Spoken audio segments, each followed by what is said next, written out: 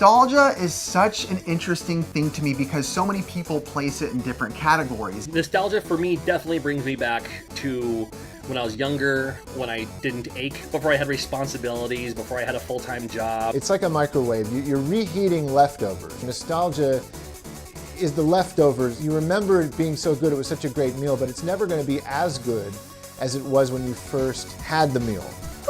I finally got one of it! Back then I put tons of time, tons of energy, tons of love into getting a box, opening it, smelling it, feeling it, reading these guides, these books. Everything in my mind is vivid, even looking back at consoles, old boxes, when you see Super Nintendo boxes now, they're bright, everything's crazy. The reason I wanted to go back and play these old games and collect them, I had a deeper connection with them, I had a more intimate experiences playing with them.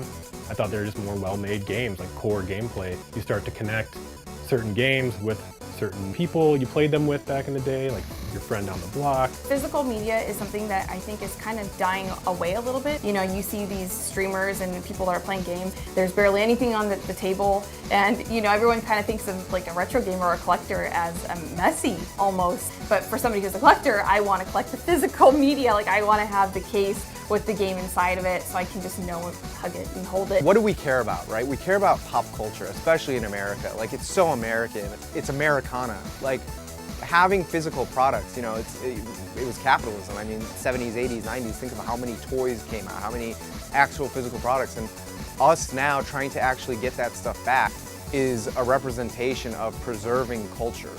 Preserving the culture that matters to us, the culture that we grew up with. I've seen collecting destroy people. There's a dark side where it can interrupt relationships. I wouldn't recommend to the common person to fill up an entire room in their house of video games or movies or anything, which is what I do. I mean, we all have our own personal reasons for doing it. It's more of it's a niche thing. So, I mean, nobody does this because this is the thing to do. We just do it because we want to in some way or another, and we may all have our different reasons.